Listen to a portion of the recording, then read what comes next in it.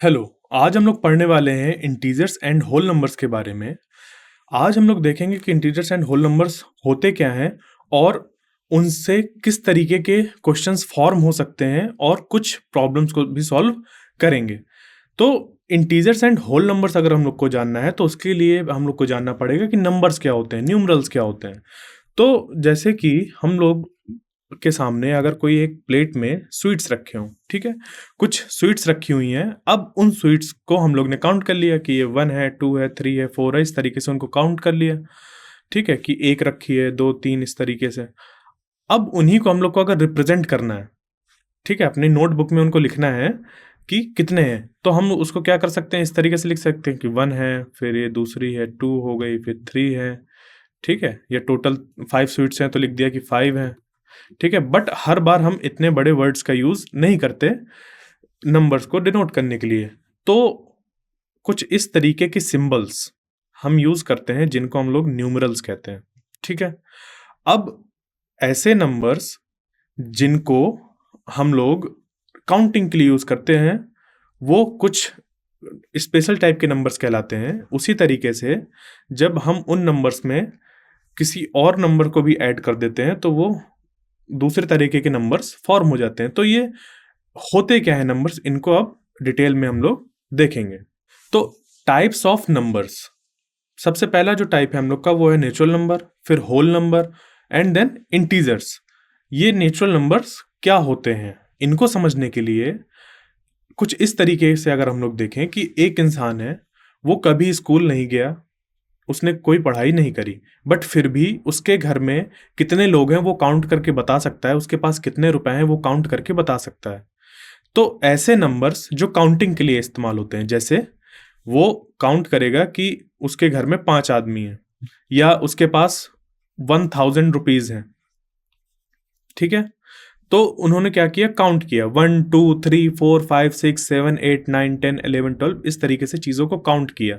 तो ऐसे नंबर्स जो काउंटिंग के लिए यूज होते हैं उनको हम लोग काउंटिंग नंबर्स या फिर नेचुरल नंबर कहते हैं। तो natural numbers are the special numbers we use for counting things. They start with the number 1, then we just keep adding 1 more each time. So the natural number are 1 2 3 4 5 and so on. इस तरीके से आगे ये चलते रहते हैं। तो ये जो पूरा हम लोग का एक सेट फॉर्म हुआ, सेट क्या होता है, एक वेल डिफाइंड कलेक्शन होता है चीजों का। तो वेल डिफाइंड इस पे क्या है, वेल डिफाइंड ये है कि ये एक नंबर है, जो अगला वाला हमें नंबर मिलेगा उस पर हमें +1 करना होगा। तो इस तरीके से ये पूरा एक हमारा सेट फॉर्म हो जाएगा। तो ये सेट पूरा हम लोग का काउंटिंग नंबर्स का नेचुरल नंबर कहलाता है। अब बात आती है होल नंबर्स की। तो होल नंबर्स में होता क्या है, इसमें कुछ ज्यादा डिफरेंस नहीं होता नेचुरल नंबर से। सिर्फ नेचुरल नंबर्स के साथ जब हम जीरो को भी इंक्लूड कर देते हैं, मतलब 1 2 3 4 5 6 ये सब सारे नंबर्स प्रेजेंट होंगे, बट इनमें हम लोग जीरो को भी इंक्लूड कर देते हैं। तो ऐसे सेट ऑफ नंबर्स जिसमें कि नेचुरल नंबर्स के साथ साथ क्या, नेचुरल नंबर्स के साथ साथ एक जीरो भी होता है, तो ये पूरा सेट हम लोग का होल नंबर्स का सेट कहलाता है। तो whole numbers includes all natural number and zero. Whole numbers are represented as this 0 1 2 3 4 5। तो ये जो पूरा सेट फॉर्म हुआ, ये होल नंबर्स का सेट फॉर्म हो गया। अब आगे देखते हैं कि इंटीजर्स क्या होते हैं। Integers are a set of number that include both positive numbers and negative numbers. तो ये नेगेटिव नंबर क्या है, इसको समझते हैं।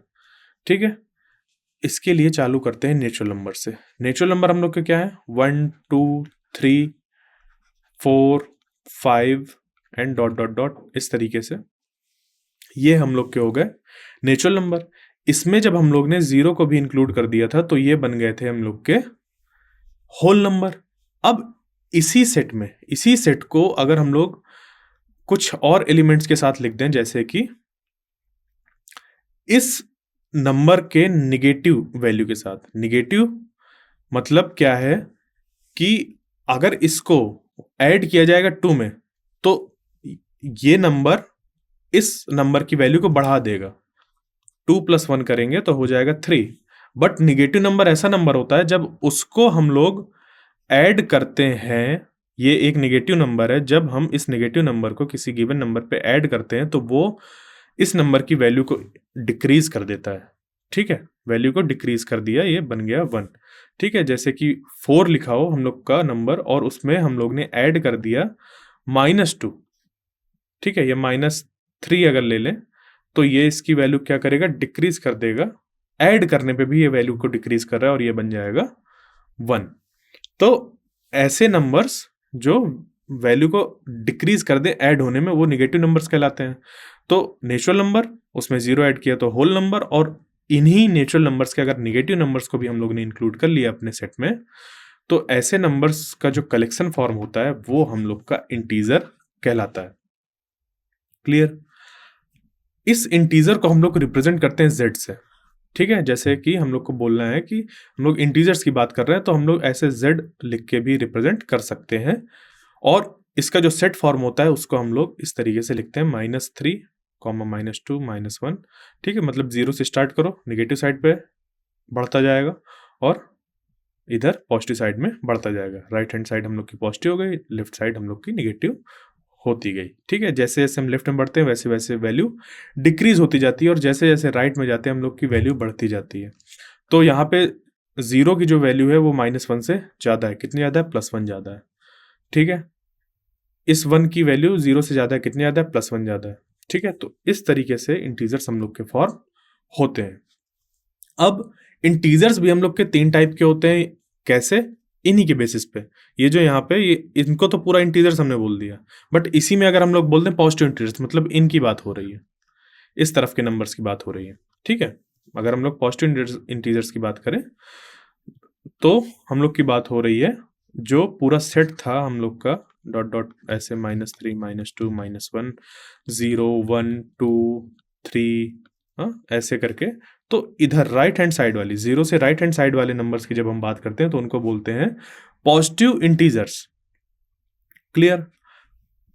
फिर आता है जीरो इंटीजर्स, या कह लें कि पहले निगेटिव इंटीजर्स की अगर बात करें तो उस पर जो इन्हीं नंबर्स के ये राइट हैंड साइड वाले जो नंबर्स होते हैं उनकी जो निगेटिव वैल्यूज होती हैं, उन निगेटिव वैल्यूज का जो सेट हम लोग निकालते हैं इंटीजर्स के सेट के, उसको हम लोग निगेटिव इंटीजर्स कहते हैं। और जो बीच में बच जाता है 0, उसको कह देते हैं हम लोग zero integer. 0 is a unique integer that has no positive or negative value. It is represented as 0. तो 0 ना तो निगेटिव साइड पे लाई करता है ना तो पॉजिटिव साइड पे, तो 0 को हम लोग एक यूनिक इंटीजर की तरह ट्रीट करते हैं। और 0 एक ओरिजिन की तरह बिहेव करता है नंबर लाइन फॉर्म करने के लिए। तो 0 serves as the origin on the number line and is vital in various mathematical operation and concepts. अब हम लोग पढ़ेंगे इंटीजर्स की प्रॉपर्टी के बारे में। ठीक है, क्योंकि जो हम लोग के पास इंटीजर्स नंबर हैं, अब अगर उनको ऐड करना है तो वो किस तरीके से ऐड होंगे, अगर हमको दो इंटीजर्स को मल्टीप्लाई करना है तो कैसे मल्टीप्लाई होंगे, वो ये जानना बहुत जरूरी है। तो properties of integers: closure property of addition and multiplication, commutative property of addition and multiplication, associative property of addition and multiplication, identity element of addition and multiplication, inverse element of addition and multiplication, distributive property. तो ये कुछ 6 properties integers follow करते हैं। अब ये होती क्या है? क्लोजर प्रॉपर्टी ऑफ एडिशन, ये चीज इस तरीके से लिखा हुआ है, क्लोजर प्रॉपर्टी ऑफ एडिशन। फिर इसको दोबारा पढ़ें, क्लोजर प्रॉपर्टी ऑफ मल्टीप्लिकेशन। दो चीजें हैं यहाँ पे। क्लोजर प्रॉपर्टी एडिशन के लिए, मतलब जब हम दो नंबर्स को ऐड करें या फिर उन्हीं दो नंबर्स को मल्टीप्लाई करें, तो क्लोजर प्रॉपर्टी क्या होती है वो देखेंगे आगे डिटेल में। बट क्लोजर प्रॉपर्टी दो जगह पे हम लोग देखते हैं जब दो तरीके का ऑपरेशन कर रहे हैं, या तो एडिशन या तो मल्टीप्लिकेशन। उसी तरीके से फिर commutative property of addition and multiplication, commutative property of addition and commutative property of multiplication, यहां पे फिर से दो चीजें हैं। फिर associative property of addition and associative property of multiplication, फिर से दो चीजें। इसी तरीके से हम लोग के ये 6 टाइप के प्रॉपर्टी तो ये हैं, बट वो दो जगह पे अप्लाई करके देखते हैं हम लोग, एडिशन और मल्टीप्लिकेशन दोनों में। अब देखते हैं कि क्लोजर प्रॉपर्टी हम लोग की क्या होती है। तो closure property of addition and multiplication के अंदर सबसे पहले देखते हैं एडिशन के लिए। When you add two integers, the result is always an integer. इस बात को समझते हैं। हम लोग के पास क्लोजर प्रॉपर्टी जो है वो ये कहती है कि अगर हम लोग के पास दो इंटीजर्स हैं, जैसे कि 1 और 2, ये दो इंटीजर्स ले लिए हम लोग ने और इन दोनों को ऐड कर दिया जाए तो मिल गया 3। तो ये जो 3 मिला है ना, ये भी इंटीजर ही है। क्लोजर प्रॉपर्टी का मतलब कि अगर हम लोग के पास दो इंटीजर्स हैं या दो से ज्यादा इंटीजर्स हैं, उनको हमने ऐड किया तो जो फाइनली हम लोग को नंबर मिलेगा वो भी एक इंटीजर होगा। जैसे और देखते हैं, -2 है और इसको प्लस करा दिया हमने 4 के साथ, तो आंसर जो मिलेगा वो मिलेगा 2। तो ये एक इंटीजर है, नेगेटिव इंटीजर है बिल्कुल, बट इंटीजर तो है। ये पॉजिटिव इंटीजर है, मतलब इंटीजर है। इन दो इंटीजर्स को हमने ऐड किया और मिला क्या, फिर से एक इंटीजर ही मिल गया। तो ये होती है क्लोजर प्रॉपर्टी ऑफ एडिशन। तो इसको अगर हम लोग सिंबॉलिक रिप्रेजेंटेशन करना चाहें, एक जनरल रिप्रेजेंटेशन करना चाहें, तो ये है कि ए हमारा एक इंटीजर है, बी एक इंटीजर है हम लोग का, और ये ए और बी पॉजिटिव इंटीजर्स भी हो सकता है, नेगेटिव इंटीजर भी हो सकता है, जीरो इंटीजर भी हो सकता है। पूरे इंटीजर्स की हम बात कर रहे हैं, लेफ्ट से लेकर राइट तक जो भी अभी हम लोग सेट देखें उन सब की बात हो रही है। तो ए और बी हम लोग के दो इंटीजर्स हैं, इनका सम किया तो ये जो सी हम लोग को मिला ये भी एक इंटीजर ही निकल के आएगा। ये होती है हम लोग की क्लोजर प्रॉपर्टी ऑफ एडिशन।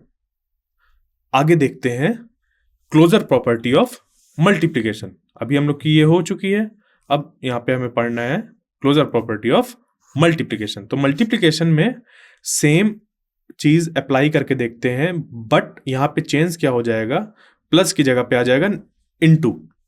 तो 4 है, इसको हमने मल्टीप्लाई कर दिया 3 से, तो आंसर मिलेगा 12 बिल्कुल। तो 4 भी एक इंटीजर है, 3 भी एक इंटीजर है, और ये जो 12 मिला वो भी एक इंटीजर है। -3 इंटू हम लोग ने अगर 8 कर दिया तो आंसर मिल जाएगा -24। तो ये एक इंटीजर है, नेगेटिव इंटीजर, ये पॉजिटिव इंटीजर, इन दोनों का मल्टीप्लाई किया तो एक इंटीजर मिला हम लोग का। क्लियर?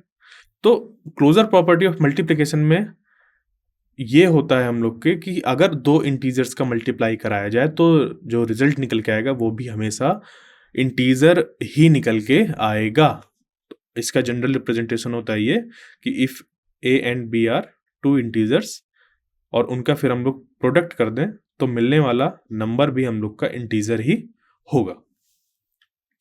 अगली प्रॉपर्टी जो सेकंड है, कॉम्यूटेटिव प्रॉपर्टी। अब कॉम्यूटेटिव प्रॉपर्टी ऑफ एडिशन देखते हैं पहले।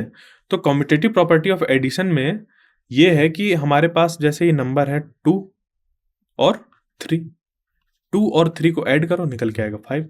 अब 3 + 2 कर दो तब भी 5 ही निकल के आएगा, मतलब ऑर्डर मैटर नहीं कर रहा। 2 को 3 में ऐड करो या 3 को 2 में ऐड करो, आंसर दोनों का सेम निकल के आ रहा है।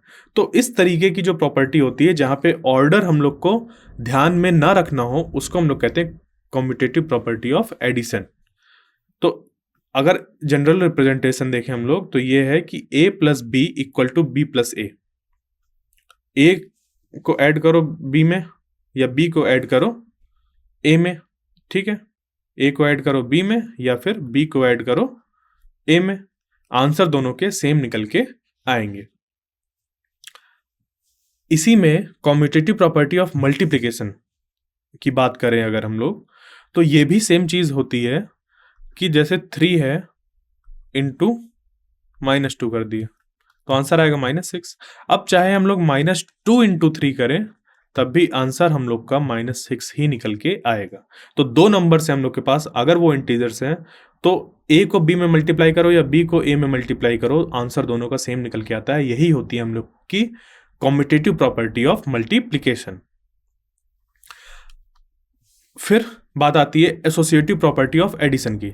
एसोसिएटिव प्रॉपर्टी ऑफ एडिशन क्या होती है? यहां पे अगर हम लोग के पास दिए हो 3 इंटीजर्स, ठीक, 3 इंटीजर्स कौन कौन से? कोई भी हो सकते हैं, कोई भी हो सकते हैं वो इंटीजर्स, 2, 3, 4, लेट अस सपोज ये हम लोग के पास 3 इंटीजर्स हैं। तो हम लोग ने क्या किया, पहले 2 + 3 किया, उसके बाद फिर 4 ऐड किया, तो 2 + 3 हो गया 5, फिर उस पर 4 ऐड किया तो आंसर निकल के आ गया 9। इसी को हम लोग ऐसा भी कर सकते हैं कि पहले 3 और 4 को ऐड कर दिया और उसमें 2, इस जो सम निकल के आया उसको 2 में जाके ऐड कर रहे हैं, तो 2 प्लस यहां पे जो ब्रैकेट के अंदर है वो सॉल्व हो जाएगा 7, और आंसर फिर से 9 निकल के आ गया। तो हम ये देख रहे हैं कि अगर हम लोग के पास 3 नंबर है तो पहले 2 नंबर को ऐड करें, फिर इनका सम इस पे ले जाके ऐड करें, या फिर इन 2 नंबर्स को ऐड करें और इनका सम ले जाके इस पे ऐड करें, दोनों का आंसर सेम निकल के आता है। तो इस तरीके की जो प्रॉपर्टी होती है उसको कहते हैं एसोसिएटिव प्रॉपर्टी ऑफ एडिशन। तो द ग्रुपिंग ऑफ 3 और more integers being added does not affect the sum. हम लोग कहाँ पे किसको ग्रुप बना के पहले किसको ऐड करते हैं किसको बाद में, वो मैटर नहीं करता है। यही होती है हम लोग की एसोसिएटिव प्रॉपर्टी ऑफ एडिशन। इसी तरीके से सेम हम लोग की होती है एसोसिएटिव प्रॉपर्टी ऑफ मल्टीप्लिकेशन। तो मल्टीप्लिकेशन में सेम चीज कि अगर कोई 3 नंबर है, 2, 3, 5 ये नंबर है हम लोग के, अब इनको हम लोग ने क्या किया, 2 × 3 किया, उसके बाद इसमें 5 का मल्टीप्लिकेशन करा दिया तो आंसर आ जाएगा 30। या फिर हम लोग 3 × 5 करें और फिर इस पूरे को मल्टीप्लाई करा दें 2 से, तो ये भी आंसर निकल के आएगा 30। तो यहां पर भी हम किन नंबर्स को पहले मल्टीप्लाई कर रहे हैं उसके बाद किस पे कर रहे हैं ये मैटर नहीं करता है, ठीक है।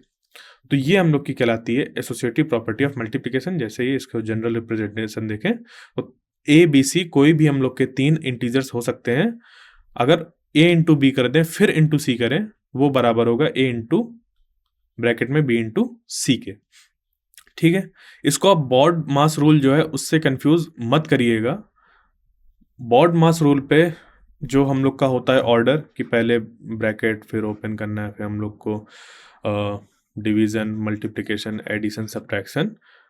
तो डिवीजन और एडिशन सब्ट्रैक्शन की बात नहीं हो रही, हम मल्टीप्लिकेशन में ही चीजें देख रहे हैं। यहां पर हम लोग को मल्टीप्लिकेशन में ही चीजें देखनी है, ठीक है। कि मल्टीप्लिकेशन अगर लिखा हो कई नंबर्स का तो उनमें आपस में किसी को भी पहले और बाद में किया जा सकता है। बॉड मास अलग होता है जब हम लोग के पास डिवीजन भी हो, उसी में मल्टीप्लिकेशन भी हो, माइनस भी हो, एडिशन भी हो, ब्रैकेट भी हो, ठीक है। तब हम बॉड मास रूल लगाते हैं ऑर्डर के लिए कि किसको पहले सॉल्व करना है किसको बाद में। जबकि यहां पर एसोसिएटिव प्रॉपर्टी ऑफ मल्टीप्लिकेशन की बात कर रहे हैं या एसोसिएटिव प्रॉपर्टी ऑफ एडिशन की बात कर रहे हैं, तो वहां पे एक ही तरह के हम लोग के ऑपरेशन है। ऑपरेशन मतलब जैसे कि प्लस या इनटू या माइनस, डिवीजन, ये सब हमारे ऑपरेशन कहलाते हैं। दो नंबर्स के बीच में हम उनको कैसे ऑपरेट करा रहे हैं। क्लियर? आगे देखते हैं अगली property, identity element of addition.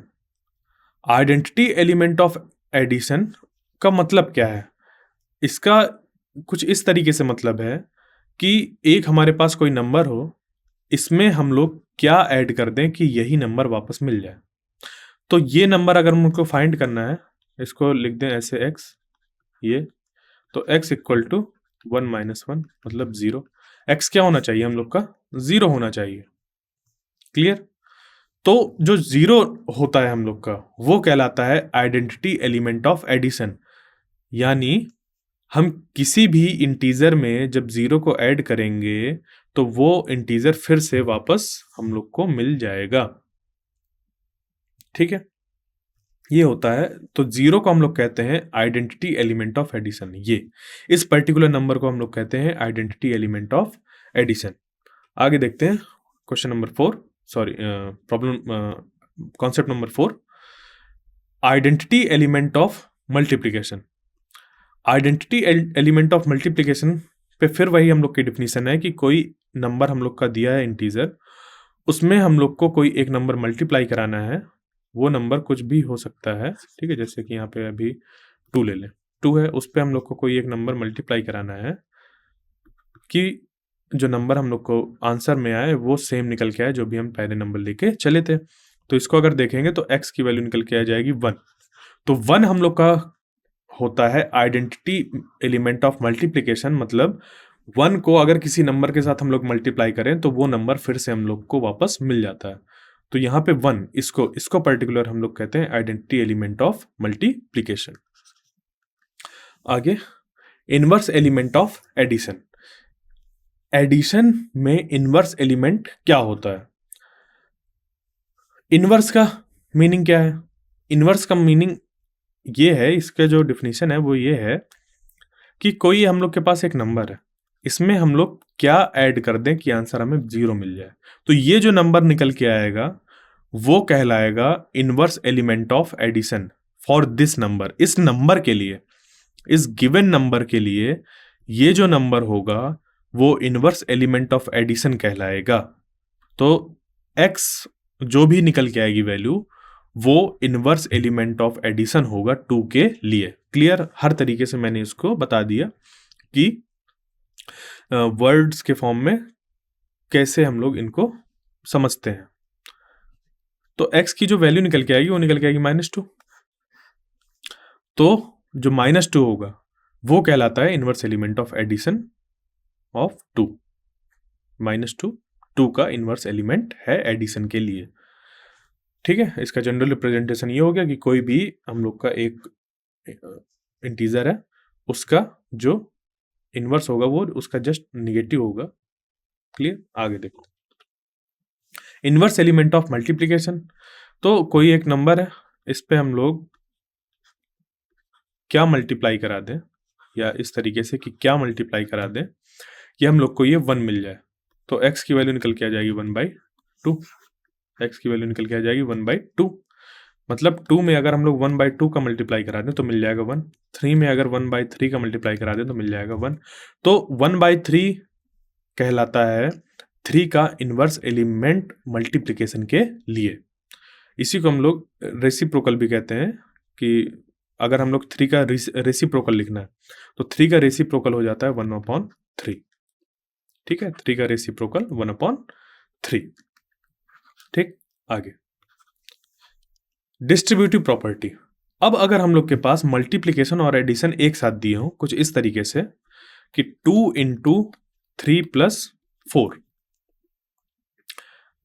इसको हम लोग कैसे सॉल्व कर सकते हैं?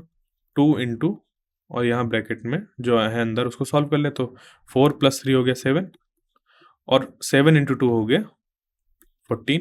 या फिर इसको हम लोग इस तरीके से सॉल्व कर सकते हैं 2 × 3 + 2 × 4।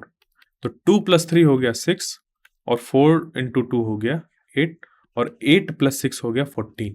तो देखो दोनों तरीकों से जो आंसर आ रहा है वो आ रहा है सेम। क्लियर? दोनों तरीकों से जो आंसर आ रहा है वो आ रहा है सेम। तो इस वजह से हम लोग ने देखा कि हम लोग पहले ब्रैकेट के अंदर वाले को सॉल्व कर लें फिर मल्टीप्लाई करें, मतलब पहले एडिशन कर लें फिर मल्टीप्लिकेशन करें, या फिर पहले मल्टीप्लिकेशन कर दे बाद में एडिशन करें, इससे भी कोई फर्क नहीं पड़ता। हम लोग का मल्टीप्लिकेशन 2 जगह पे जाके ऐसे डिस्ट्रीब्यूट हो जाता है और प्लस हो जाता है। तो ये हम लोग की कहलाती है डिस्ट्रीब्यूटिव प्रॉपर्टी ऑफ, ठीक है, इंटीजर्स, ये चीज। अब देखते हैं कि इंटीजर्स और होल नंबर जो हम लोग ने पढ़ लिए उनसे किस तरीके के क्वेश्चंस एग्जाम्स में पूछे जाते हैं। तो जो क्वेश्चंस होते हैं अराउंड 7 टाइप्स के पूछे जाते हैं, जिनमें से सबसे पहला है बेसिक अर्थमेटिक ऑपरेशंस के ऊपर, जैसे कि कुछ नंबर्स दिए होंगे और उनको हम लोग को ऐड करना होगा।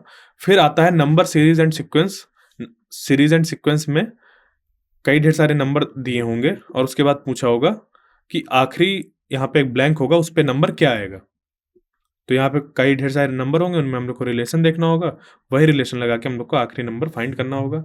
या फिर डिविजिबिलिटी एंड रिमाइंडर प्रॉब्लम को भी हम लोग को देखना होगा। जैसे कि एक कोई नंबर दे दिया 244 और पूछ लिया कि ये किससे डिविजिबल है, या फिर कोई एक नंबर दे दिया और उस पे कह दिया कि ये किसी दूसरे नंबर से डिवाइड करने में रिमाइंडर इतना आ रहा है, तो वो नंबर क्या होगा। कुछ इस तरीके की प्रॉब्लम, इसको भी हम लोग देखेंगे, आगे पढ़ेंगे, ठीक है। फिर LCM and GCD greatest common divisor, और इसी को हम लोग एचसीएफ भी कहते हैं, ठीक है, एलसीएम एंड एचसीएफ, ये भी हो सकता है। और फ्रैक्शन एंड मल्टीपल निकालने के लिए दे दिया जाए, या ये कहें कि फैक्टर और मल्टीपल निकालने के लिए कह दिया जाए कि कोई एक नंबर है जैसे 22, इसके कह दिया जाए फैक्टर निकालो, या 2 दे दिया जाए और कह दिया जाए कि इसके मल्टीपल निकालो। फिर ऑर्डरिंग इंटीजर्स, हम लोग के पास बहुत ढेर सारे इंटीजर्स होंगे, उनको कह दिया जाएगा कि इनको असेंडिंग ऑर्डर या डिसेंडिंग ऑर्डर में अरेंज करना होगा। और फिर वर्ड प्रॉब्लम्स आ जाती हैं कि रियल लाइफ में जो चीज़ें होती हैं उसको वर्ड्स के फॉर्म में हम लोग एक प्रॉब्लम का रूप देते हैं, और उनको फिर हम लोग कुछ चीज़ें निकालनी होती हैं, मैथमेटिकल कंस्ट्रक्ट करना होता है और सॉल्व करना पड़ता है। तो अब देखते हैं इसको कि ये जो हम लोग की पहली है बेसिक अर्थमेटिक ऑपरेशन, ये इनमें क्या क्या चीज़ें होती हैं। तो इस पे हम लोग यूज़ करते हैं एडिशन का, सब्ट्रैक्शन का, मल्टीप्लिकेशन का, डिवीजन करने के लिए। इसका जो एग्जाम्पल अगर हम लोग सॉल्व करें एक, तो जैसे दिया हुआ है x प्लस 7 इक्वल टू 22, और इस पे हम लोग को x की वैल्यू फाइंड करनी है, तो x इक्वल टू हो जाएगा 22 माइनस 7 और आंसर निकल के आ जाएगा 15, ठीक है। तो ये हो गया हम लोग का एक प्रॉब्लम सॉल्विंग करने का तरीका, जहाँ पे हम लोग जो मल्टीप्लिकेशन है, डिवीज़न है और सब्ट्रैक्शन है, इन सब का यूज़ करते हैं। अगली problem number series and sequence की बेस पे आती है।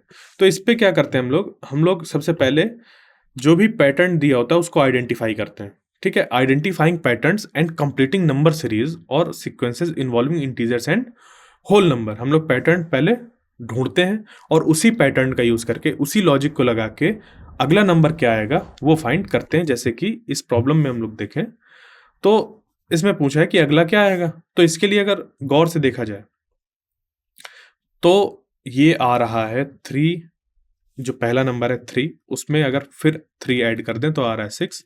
अब ये जो नंबर हमें मिल गया उस नंबर पे फिर से 3 ऐड कर दें तो मिल जाएगा अगला नंबर, और ये जो नंबर मिला उस पर फिर से 3 ऐड कर दें तो मिल जाएगा 12। तो इस हिसाब से 12 में हमें फिर से 3 ऐड करना पड़ेगा, दिख रहा है ना ऐसे कि जो भी नंबर आ रहा है उस पर 3 ऐड करना पड़ रहा है, तो अगला नंबर मिल जाएगा 15।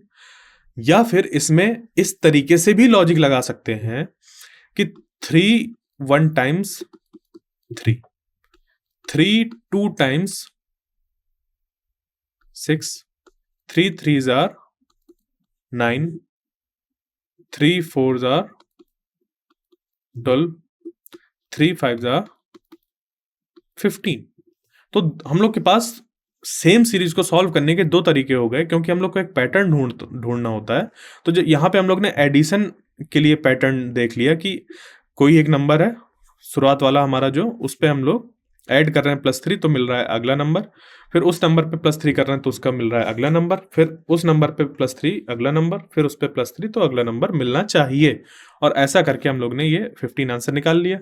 यहाँ पे जो पहला नंबर है उस पे अगर इंटू 1 करेंगे तो मिल रहा है पहला नंबर, ठीक है। 3 में फिर हम लोग जब सेकंड नेचुरल नंबर जो है हम लोग का, या जो सेकंड पॉजिटिव इंटीजर है उसका मल्टीप्लिकेशन किया तो मिल रहा है अगला नंबर इस सीक्वेंस का, और फिर उसके बाद ये जो 3 है उसमें अगला हम लोग ने इंटीजर मल्टीप्लाई किया तो मिल रहा है इस तरीके से। तो 1 2 3 4 अगला वाला आएगा 5 हम लोग का यहाँ पे मल्टीप्लिकेशन में, तो आंसर आ गया 15। तो ये हम लोग पैटर्न ढूंढते हैं, उस पैटर्न को आगे फॉलो करते हैं। तो पैटर्न फॉलो होना चाहिए, पैटर्न हम लोग को मिलना चाहिए, तभी सीरीज वाले या सीक्वेंस वाले क्वेश्चंस को हम लोग सॉल्व कर सकते हैं। अब जो अगला टाइप का क्वेश्चन आता है वो आता है डिविजिबिलिटी एंड रिमाइंडर के ऊपर। तो जैसे कि ये है 2356, इसको हम लोग अगर 7 से डिवाइड करें तो आंसर हम लोग का क्या निकल के आएगा? तो 2356 इसको हम लोग 7 से डिवाइड करें तो 7 3 जार 21, रिमाइंडर आ गया यहाँ पे 2, यहाँ से आ जाएगा 5, 7 3 21, यहाँ पे आ गया 4, फिर यहाँ पे आ गया 6, 7 6 टाइम्स 42, यहाँ पे रिमाइंडर आ गया 4। तो आंसर जो हो जाएगा, हमें क्या करना था, रिमाइंडर फाइंड करना था जब इसको डिवाइड करें 7 से। तो 7 से हमने इस नंबर को डिवाइड किया, आंसर आ गया 4। तो रिमाइंडर कितना आया? 4, और यही हो जाएगा आंसर। ठीक है, अब बात आती है एलसीएम एंड एचसीएफ की। तो एलसीएम एंड एचसीएफ होता क्या है? एलसीएम एंड एचसीएफ होता क्या है, इसको समझने के लिए हम लोग को एलसीएम और एचसीएफ जो वर्ड है उनको एक्सपैंड करना होगा। एलसीएम जो बना हुआ है हम लोग का एब्रिविएशन, वो मिलके बना हुआ है 3 वर्ड से, लीस्ट कॉमन मल्टीपल, और एचसीएफ भी इसी तरीके से बना हुआ है हम लोग का 3 वर्ड से, हाईएस्ट कॉमन फैक्टर। तो ये जो मल्टीप्लिकेशन होता है हम लोग का, मल्टीप्लिकेशन या हम लोग का जो मल्टीपल होता है वो क्या होता है, वो देखें। अगर हम लोग मल्टीप्लिकेशन में हम लोग क्या करते हैं, जैसे 2 है उस पर 3 का मल्टीप्लाई किया तो आ गया 6। हम लोग ने मल्टीप्लिकेशन किया, और किसका मल्टीप्लिकेशन किस पे किया? 3 मल्टीप्लाई किया है 2 पे, ठीक है, और आंसर आ गया 6। तो 6 है जो ये 2 का मल्टीपल कहलाएगा जब हम लोग क्या कर रहे हैं, 3 का मल्टीप्लाई कर रहे हैं। ठीक है, क्लियर? इसी तरीके से 2 पे अगर हम लोग 4 का मल्टीप्लाई करा दें तो हम लोग को मिल जाएगा 8। तो जो 8 है वो 2 का मल्टीपल कहलाएगा। ठीक है, 2 में हम लोग नेचुरल नंबर मल्टीप्लाई कर रहे हैं, तो जो हम लोग को नंबर मिल रहा है वो उसका मल्टीपल कहलाता है। तो 2 के अगर हम मल्टीपल लिखना चाहें तो 2 का पहला मल्टीपल हो जाएगा 2, क्योंकि सबसे पहला जो नेचुरल नंबर है वो होगा 1, उसके साथ मल्टीप्लाई करने में हो जाएगा 2। इसी तरीके से 2 पे जब 2 का मल्टीप्लाई करेंगे तो 4, फिर 2 में 3 का मल्टीप्लाई करेंगे 6। तो हम लोग के जो मल्टीपल मिल रहे हैं वो कुछ मिल रहे हैं 2 4 6 8 10 12। ठीक है, ये हो गए मल्टीपल ऑफ 2। फिर कोई दूसरा नंबर हम लोग ने देखा, जैसे 3 के मल्टीपल क्या हो जाएंगे, 3 की टेबल जो हम लोग की होती है वो हो जाएगी पूरी। तो 3 6 9 12 15 18 21, ये हो गई हम लोग की सारे 3 के मल्टीपल। अब हम लोग के पास 2 नंबर हैं, एक है 2 और एक 3, उसके हम लोग के पास मल्टीपल निकल के आ गए। अब इन मल्टीपल को हम लोग ने उनमें से ऐसे लिख दिया और फिर देखा कॉमन मल्टीपल, कि कॉमन मल्टीपल कितने हैं इस पे। तो 3 के मल्टीपल हो गए ये, सॉरी 3 के मल्टीपल हो गए ये, 2 के मल्टीपल हो गए ये। इनमें से जो सबसे पहला कॉमन मल्टीपल है वो है 6, जो सबसे पहला कॉमन मल्टीपल है वो है 6, और उसके बाद अगला जो कॉमन मल्टीपल है वो है 12। इसी तरीके से जो अगला कॉमन मल्टीपल होगा वो हो जाएगा हम लोग का 18। ठीक, तो हम लोग के पास अब निकल के आ गए कॉमन मल्टीपल। ये तो थे क्या, मल्टीपल, ये थे मल्टीपल्स। ठीक है, अब आगे जो हम लोग लिखने वाले हैं वो लिखने वाले हैं कॉमन मल्टीपल्स। ठीक है, कॉमन मल्टीपल्स किसके किसके कॉमन मल्टीपल्स? Of 2 and 3। ये कॉमन मल्टीपल्स हो गए 6 12 18 and so on. In common multiple में से जो सबसे छोटा मल्टीपल है वो कौन सा है? 6, और इसी को हम लोग कहते हैं LCM, least common multiple. Common है, मल्टीपल है, और कैसा है? सबसे छोटा है। ठीक है, तो ये हो जाएगा एलसीएम किसका किसका? 2 एंड 3 का। ठीक है, ये चीज होती है हम लोग की एलसीएम। और फिर आता है हम लोग के पास एचसीएफ, कि एचसीएफ क्या होता है। तो इसके लिए फैक्टर समझना होगा हम लोग को, कि फैक्टर क्या होता है। ठीक है, तो फैक्टर की अगर हम लोग बात करें तो यही जो हम लोग का यहाँ पे नंबर ऐसे दिया हुआ है, ठीक है। अब जैसे 6 है, 6 को अगर 2 से डिवाइड कर दो तो कंप्लीटली डिवाइड हो जाएगा 3 टाइम्स पे। इसी 6 को अगर 3 से डिवाइड कर दो तो ये डिवाइड हो जाएगा 2 टाइम्स पे कंप्लीटली, हाँ या ना। तो ये जो 2 है और 3 है वो 6 के फैक्टर है। ये जो 2 है और ये यहाँ पे जो 3 है वो फैक्टर है 6 के, क्योंकि ये कंप्लीटली डिवाइड कर दे रहे हैं। इसी तरीके से 6 को 1 से भी डिवाइड कर सकते हैं 6 टाइम्स पे, तो 1 भी 6 का एक फैक्टर है।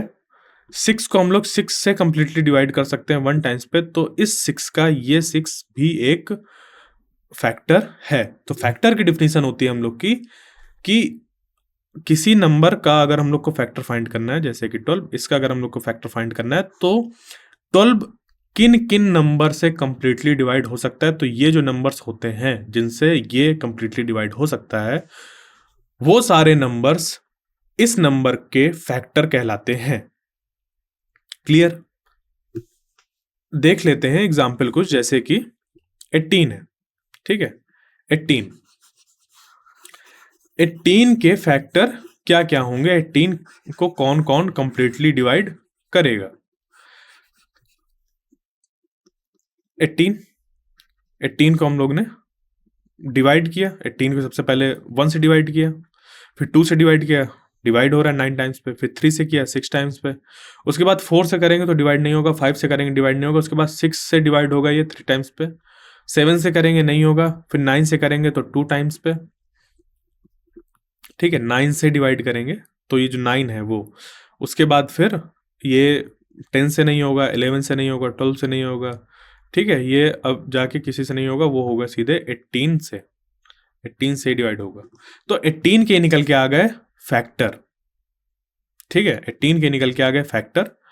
इसी तरीके से अगर हम लोग के पास कोई एक दूसरा नंबर है 12 और उसके हम लोग ने फैक्टर निकाले तो वो हो जाएगा 1 से, तो ये डिवाइड ही होगा। फिर 2 से डिवाइड होगा 6 टाइम्स पे, फिर 3 से डिवाइड होगा, फिर उसके बाद 4 से डिवाइड होगा, फिर 5 से नहीं होगा, 6 से डिवाइड होगा, 7 से नहीं होगा, 8 से नहीं डिवाइड होगा, 9 से नहीं होगा, 10 से नहीं होगा, 11 से नहीं होगा, और हो जाएगा फिर ये 12 से। तो 18 और 12 के ये निकल के आ गए फैक्टर। अब इनमें देखना है हम लोग को कॉमन फैक्टर। तो कॉमन फैक्टर कौन कौन से हैं? 2 है, 3 है, तो इनको लिख दें 2, 3, उसके बाद 6। 6 के आगे कोई फैक्टर है? नहीं है। तो इन कॉमन फैक्टर्स में से जो सबसे बड़ा कॉमन फैक्टर है वो कौन है? 6। क्या है? 6 है। तो ये 6 ये कहलाता है HCF, और इसका मतलब ये होता है कि 6 से बड़ा कोई नंबर है ही नहीं, कोई एग्जिस्ट ही नहीं करता 6 से बड़ा नंबर जो 18 और 12 को कंप्लीटली डिवाइड कर दे। इससे बड़ा कोई नंबर हो ही नहीं सकता जो 18 और 12 को दोनों को डिवाइड कर दे कंप्लीटली, ठीक है। तो 18 और 12 का जो हम लोग का HCF है वो क्या है?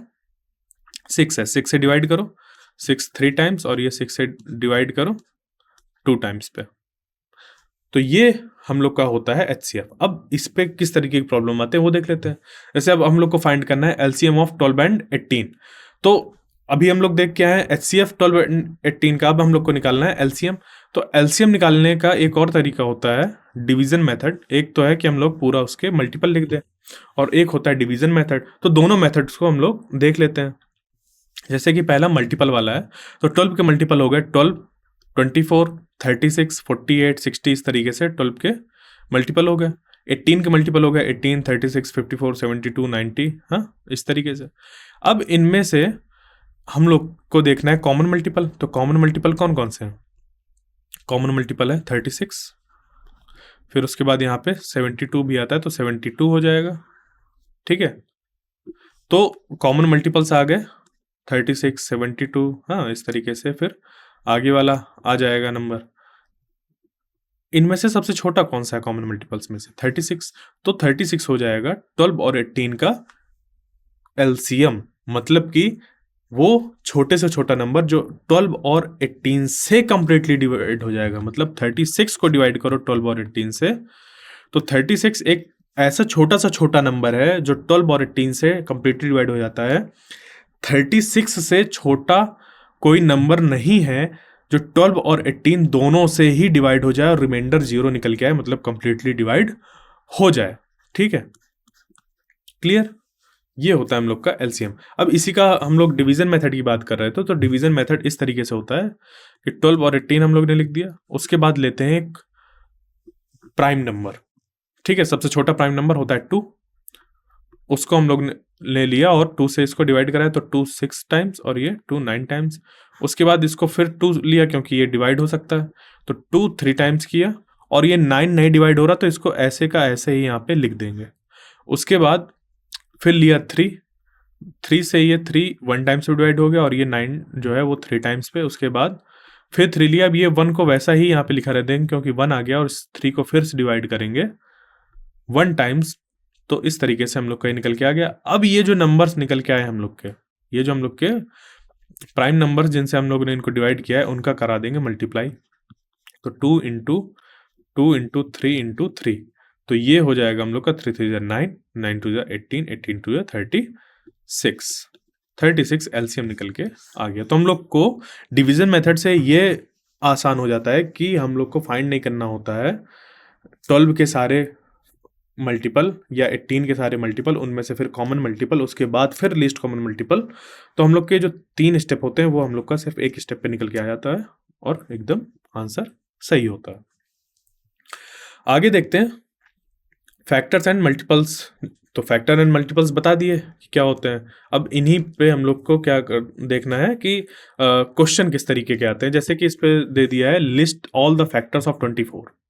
हमें 24 के सारे फैक्टर्स फाइंड करने हैं। तो 24 किससे किससे डिवाइड होगा, 1 से डिवाइड करो 24 टाइम्स पे, तो 1 हो गया फैक्टर की अगर यहाँ पे लिस्ट बना दे तो 1 हो गया। उसके बाद 24 को डिवाइड करो 2 से, तो ये 12 टाइम्स पे, तो 2 हो गया फैक्टर, ये 2। फिर 24 को डिवाइड करो 3 से, तो यहाँ पे ये 8 से डिवाइड 8 टाइम्स पे हो जाएगा, तो 3 फैक्टर हो गया। उसके बाद 24 को 4 से करो, तो ये 6 टाइम्स पे, तो 4 हमारा एक फैक्टर हो गया। उसके बाद 24 को 5 से डिवाइड करो, तो ये डिवाइड नहीं होगा कंप्लीटली, रिमाइंडर आ जाएगा हम लोग के पास। ठीक है, तो 5 फैक्टर नहीं होगा। उसके बाद 6 देखते हैं, तो 6 से जब डिवाइड करेंगे तो ये 4 टाइम्स पे डिवाइड हो जाएगा, तो 6 एक फैक्टर हो गया। उसके बाद 8 हो जाएगा फैक्टर, फिर 8 के बाद 9 नहीं होगा, 10 नहीं होगा, 11 नहीं होगा, 12 होगा, 12 के बाद 24 हो जाएगा। तो ये सारे निकल के आ गए हम लोग के फैक्टर। किसके फैक्टर निकल के आ गए? 24 के फैक्टर्स हम लोग ने इस तरीके से फाइंड किए। यही होता है फैक्टर की डेफिनेशन। जब किसी नंबर को गिवन नंबर जो हम लोग के पास ये जो गिवन नंबर है उसको हम लोग कई नंबर से कंप्लीटली डिवाइड कर दे, तो वो जो नंबर्स होते हैं वो हमारे सारे नंबर्स फैक्टर्स कहलाते हैं इस नंबर के। जब कंप्लीटली डिवाइड कर दे, ये बहुत ज़रूरी है, डेसिमल में नहीं आना चाहिए आंसर, पॉइंट में नहीं निकल के आना चाहिए। क्लियर? आगे ठीक है, ये सारे फैक्टर्स निकल के आगे 24 के आगे। Ordering integers. अब ऑर्डरिंग का मतलब क्या होता है? Arranging integers and whole numbers in ascending और descending order. Ascending and descending समझते हैं आप लोग क्या होता है? असेंडिंग का मतलब होता है बढ़ते हुए क्रम में, और डिसेंडिंग का मतलब होता है घटते हुए क्रम में। तो इसको अगर देखें एक फैमिली में कि सबसे छोटा कौन है फैमिली में, तो जो जिसकी उम्र सबसे छोटी होगी, ठीक है, उसको अरेंज यहाँ पे आगे खड़ा कर दिया। उसके बाद उससे जिसकी ज़्यादा एज होगी उसको यहाँ पे खड़ा कर दिया। उसके बाद और जिसकी ज़्यादा बड़ी एज होगी उसको यहाँ पे खड़ा कर दिया, और उसकी जिससे बड़ी एज होगी उसको यहाँ पे कर दिया। तो सबसे बड़ा जो आदमी होगा वो लास्ट में इधर खड़ा होगा राइट हैंड साइड में, सबसे आखिरी में। तो इस तरीके का अरेंजमेंट जहाँ पे चीज़ें बढ़ती जाए, चाहे वो एज हो, हाइट हो, हाँ, या टेस्ट में नंबर्स हो, या रैंक हो, बढ़ते हुए ऑर्डर पे लिखी जाती है, उसको हम लोग कहते हैं असेंडिंग ऑर्डर। वैल्यू बढ़ती जाती है, जैसे कि 1 2 3 4 5, ये बढ़ रहा है, ये असेंडिंग ऑर्डर है। अब हम लोग के पास डिसेंडिंग ऑर्डर क्या होता है? अगर इसी चीज़ को हम लोग ऐसे अरेंज करते हैं, बड़ा ये, उसके बाद छोटा, फिर छोटा, फिर छोटा और छोटा, इस तरीके से करते करते ये हम लोग का कहलाता है डिसेंडिंग ऑर्डर। यहाँ पे वैल्यू घट रही है लगातार, चालू किया हमने बड़े से और बड़े से ये छोटा होता जा रहा है। तो ये जो पहला वाला हो गया, ये हो गया हम लोग का, कुछ भी हो सकता है, जैसे 5, इसको हम लोग ने चालू किया 7 से, फिर ये 6 हो गया, 5 हो गया, 4 हो गया, 3 हो गया, 2 हो गया, 1 हो गया, इस तरीके से ये डिसेंड कर रहा है, घट रहा है। ठीक है, ये चीज। तो जैसे ये नंबर दिए हुए हैं हम लोग को -5, 2, -10, 0, 7, इनको असेंडिंग ऑर्डर में अरेंज करना है। तो हम लोग को देखना होगा कि इन सारे नंबर्स में सबसे छोटा नंबर कौन सा है। 0 सबसे छोटा है? नहीं, 0 सबसे छोटा नहीं है। अगर इनको हम लोग नंबर लाइन पे देखें या इंटीजर्स का जो सेट था उसके अकॉर्डिंग देखें, तो 0 बीच में आ गया और 0 से राइट में आ जाएगा 2, उसके राइट में आ जाएगा 7 और उसके बगल में आ जाएगा -5 और उसके बगल में आ जाएगा -10। ये तो -10 की सबसे कम वैल्यू है 10। मतलब अगर 0 से अगर 10 की बात करते तो 10 होता यहां कहीं, बट -10 मतलब इसके जस्ट अपोजिट, एक मिरर यहां पे ऐसे जैसे रख दिया जाए। ठीक है, ये चीज। तो -10 हो गया सबसे छोटा, उससे बड़ा -5, उसके बाद 0, फिर 2, फिर 7। तो ये हो गया हम लोग का असेंडिंग ऑर्डर में अरेंजमेंट इन गिवन नंबर्स का। Word problem. ठीक है, वर्ड प्रॉब्लम्स में किस तरीके की प्रॉब्लम आते हैं, जैसे कि हम लोग के पास कुछ रियल लाइफ सिनेरियोज होते हैं, उसको हम लोग प्रेजेंट करते हैं वर्ड के फॉर्म पे।